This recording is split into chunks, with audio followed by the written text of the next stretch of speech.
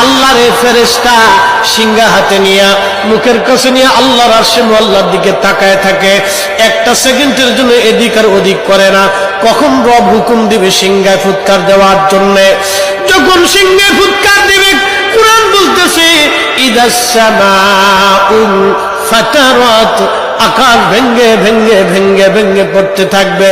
ওয়া ইদাল কাওয়াকিবু তাসারাত, সমগ্র নক্ষত্রগুলি ভেঙ্গে ভেঙ্গে ভেঙ্গে ভেঙ্গে পড়তে থাকবে। ওয়া ইদাল বিহারু ফুজ্জিরাত, সমুদ্রের তলদেশ উদ্দোলিত হয়ে যাবে, সমগ্র পানিগুলি পৃথিবীর উপরে আছাড় মারবে, আর ধুয়ে পাইলে সব পৃথিবীবাসীকে নিয়ে যাওয়া হবে। ওয়া ইদাল কুবুরু বুসিরাত, কবরের ভিতরে যাহা আছে সব আমার মালিক আমার রব বের করে দিবে।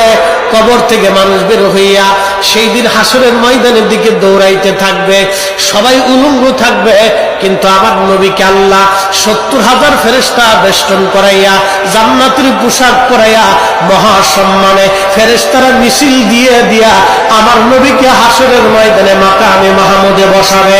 একবার জোরে বলা যাবে কি আল্লাহু আকবার। বাজান মুসলমান, খুব মনোযোগ দেন।